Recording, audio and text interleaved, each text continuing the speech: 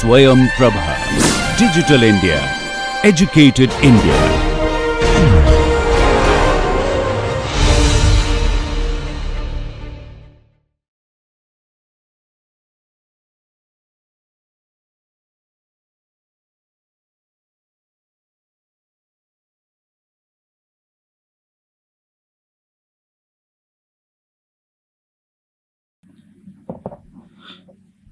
Good evening, ladies and gentlemen, dear parents, respected teachers, and my dear friends. I take immense pleasure and honor in introducing our guest speaker for the evening, Dr. Ranjit Daniels, who has graced us with his presence today. Thank you, sir. Dr. Daniels is a highly accomplished individual in the field of ecology and conservation biology. Today, we will be discussing urban biodiversity, and Dr. Daniels will share his valuable insights, experiences, and perspectives on this important theme. He is an agriculture graduate and was awarded a PhD degree in ecology by the Indian Institute of Science. He has done extensive research on amphibian diversity and conservation in the Western Ghats. Dr. Daniels served on the editorial and peer review committee of the United Nations Environmental Program led Global Biodiversity Assessment. Currently, he serves as a founder trustee of the Care Earth Trust. Through this organization, he has been significantly contributing to our society and biosphere consistently by the successful execution of various projects and strategies. His achievements, dedication, and commitment to his work and towards our biological fraternity serves as an inspiration to us all. And I, personally, am super excited for this session. So, with that, I extend a warm welcome to our esteemed guest speaker and invite him with utmost humility to address the gathering. Everybody, please put your hands together for Dr. Ranjit Daniels. Thank you.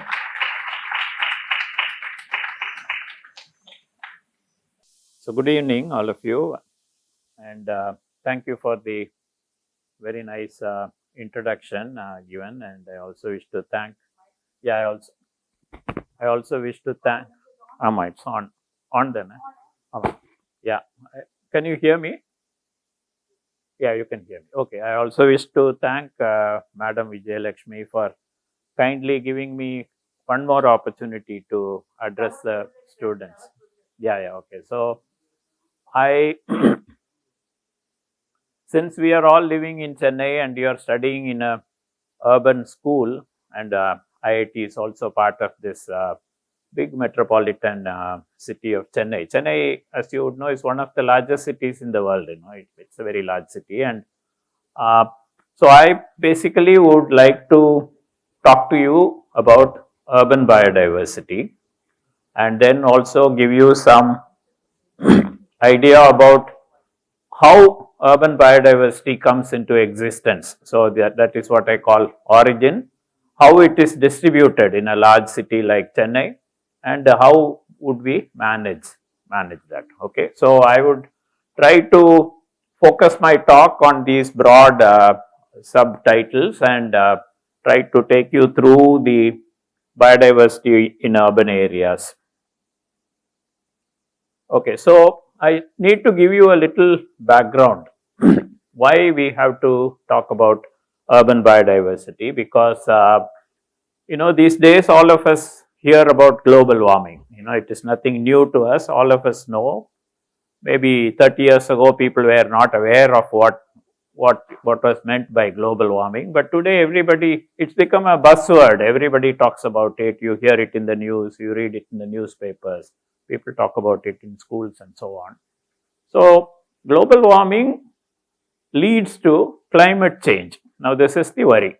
Climate change, Madam was talking to me about heavy rains in Dubai. All of you would have read in the newspaper. Sudden heavy rains, 70 years, they have been recording their rainfall, but they have not received such a huge rainfall in Dubai. It's a desert area and nobody would expect such a huge rainfall in such places.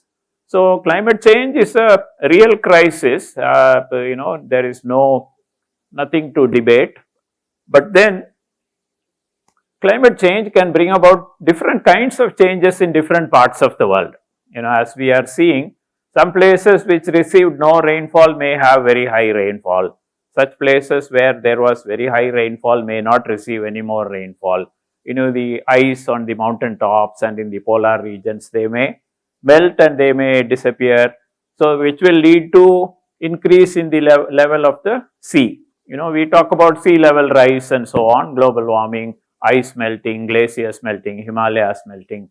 So, all kinds of changes are happening, but there is no clarity on exactly how different parts of the world will be affected. Although there are models which try to tell you that this may happen to Asia, this may happen to Africa, this may happen to the Middle East and so on. But precisely how things will change is not predictable. It's a little difficult. It's not so easy to predict. So, against this backdrop, are we really prepared to face this? Whether we like it or not, we are going to face it. People like us seniors, we may not be there for many more years to face this, but young people like you will have to be there and go through this very difficult period of our lives. So, what happens when climate change takes place? So, we need to little bit understand Earth's prehistory. You would have heard this word prehistory. How many of you know this word prehistory? Yeah, all of you would have heard. So, give me one example of something that lived during prehistory. Dinosaurs. Everybody talks about dinosaurs. Okay, dinosaurs lived and they went extinct about 65 million years ago. But prehistoric people were also there, Neanderthal man and so on, prehistoric people in Africa and other parts of the world. And there is a very long history.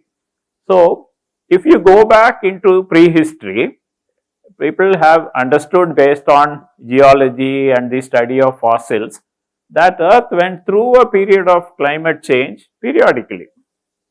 This is not the first time that the Earth is going through climate change. Climate change has happened in the past also in prehistory. So, it happened in phases. So, there were periods of intense cold and dry climate. So cold and dry are associated. So, because water gets frozen, so there is little scope for rainfall. So, it will be cold and dry. But at the same time, when it becomes warm, it becomes very wet. Because when it's warm, a lot of evaporation happens and lot of rainfall comes down. So, what we foresee now is that when the global warming takes place, there are many places like Dubai and others which have not experienced much rainfall, will get a lot of rainfall. So, there will be some kind of a change. So, this is happening not accidentally, it has been happening throughout the history of Earth. Okay, there has been change in phases. Now, what did that lead to? So, based on the fossil history, all of you know what fossils are. We know about dinosaurs based on fossils. So, based on the fossil history, scientists have said Earth has gone through periods of mass extinctions. So, mass extinctions means thousands of species simultaneously died at the same time. That is what we call the dinosaurs. 65 million years ago, the dinosaurs went extinct. Okay, people are not sure whether it was due to climate change. Some others feel that it was a meteor or something that struck the Earth and it released a lot of toxic gases, dust and so on. And the dinosaurs died. So, whatever happened 65 million years ago, dinosaurs perished. So, we call each one of these phases a period of mass extinction. Okay, so Earth has gone through several phases of mass extinction earlier. So, now people are worried that we are now heading for another period of mass extinction. Many people are saying by 2100 or maybe another 200 years, Earth may lose all its life because of climate change, excessive heat and so on. So, people are saying we have to do something. That is why people are saying we should reduce the carbon emission, we should reduce fossil fuels, we should move to electric vehicles, we should not throw plastics, pollution and things like that. But what exactly might happen is left to everybody's imagination, because we really do not know what can happen. But the fact is that Earth has gone through such periods throughout its history. So, will it be able to cope with the present situation?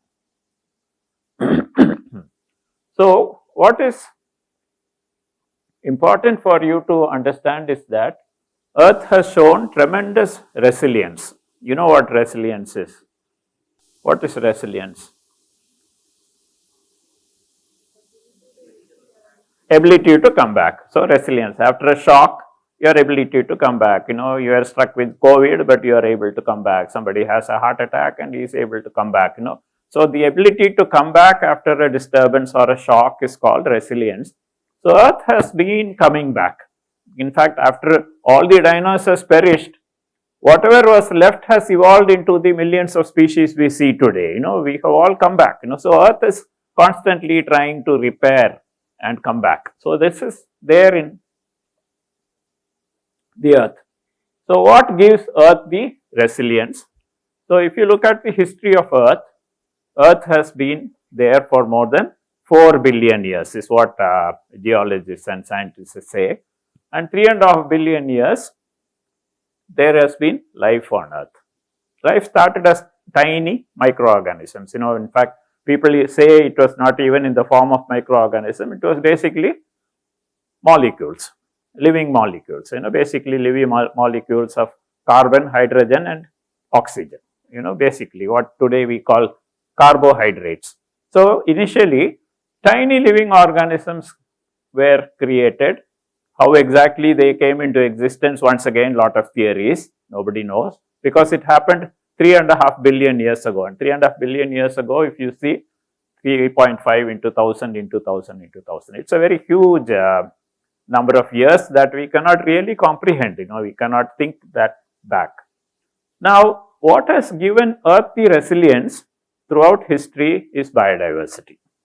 Biodiversity and ecosystem. So we will see what is biodiversity and what is ecosystem, and we will try to understand how they persist in urban areas. So this is basically what I am trying to teach you this evening.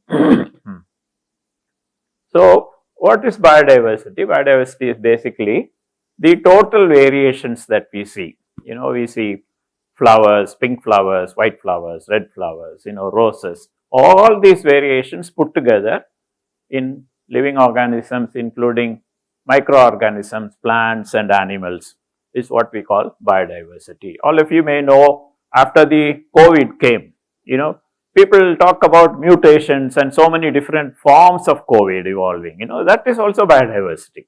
So that is the kind of variation that we find in living organisms, in plants and animals. But it's very difficult to measure. People make only estimates. You know, people estimated that there could be 50 million species on Earth and so on. But then, you know, it's very difficult. So to use something to measure it carefully and correctly, we use this term species. Okay.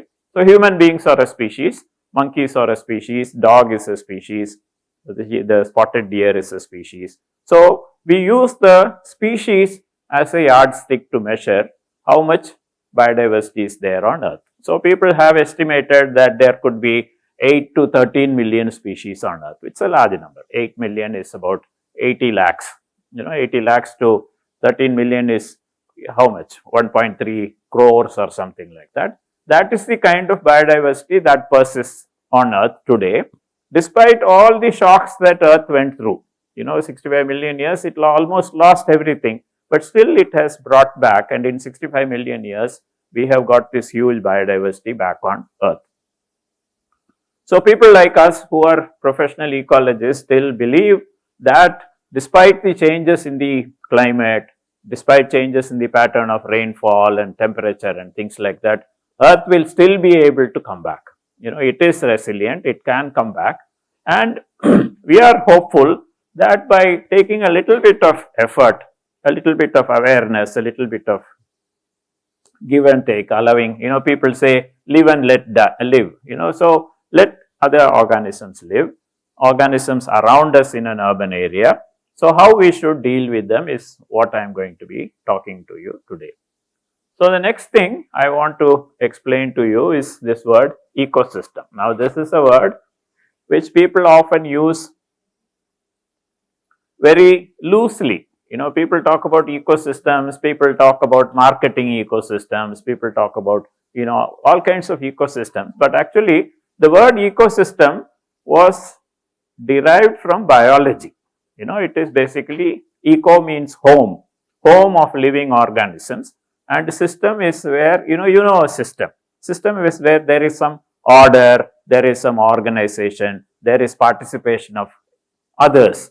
Okay, I can say I have a system, but that may be internal, my digestive system, my respiratory system. So, as in a system, it is not one, it is many that function together. That is what we call a system. So, ecosystem is derived from that word. Eco means home. So, the place where organisms live together and they function together. That is why we call it a living system. So, a ecosystem is basically a living system full of interactions. You know, interactions is very important for us too. It's not just enough if lots of species live together. For example, if you go to Ariñaranna Zoological Park in Vandalur, the Vandalur Zoo, you know, all of us know. If you go there, there may be several species of animals there, you know, but you cannot call it a real system because they are all locked up in cages and there is hardly any interaction between one another, you know, they are all isolated. That is not an ecosystem. Ecosystem is where they are all interacting with each other. And if you see, there are two kinds of interactions between species. Okay, so species interact with one another, and these are the 5 major ways in which species interact with each other. First one is association. We know in schools we have associations, you know, photographic association, music association, literary association. Association is a kind of, you know, situation where people come together and jointly do something. So, same situation exists among living organisms. A common association in living organisms, can anybody say? Huh? Lichen. Lichen is an association. Yes, lichen is an association. And more commonly, a pollinator plant. You know, a plant gets pollinated by a bee or a butterfly. In turn, it gives it a little bit of nectar and a little bit of pollen. So, there is an association. So, under the category of association, once again, there are several subcategories, of which one is lichen. So, that association in which one organism lives inside another is called symbiosis. Okay, association in which one organism lives inside another organism, that is a lichen. Symbiosis, coral, you know, coral reefs, coral is a symbiotic association and so on. So, there are many other examples. Saturday when we go for a walk, I can show you other examples where symbiotic associations exist even on the campus. So, associations we have different types. Competition. In living organisms, there is intense competition between the species,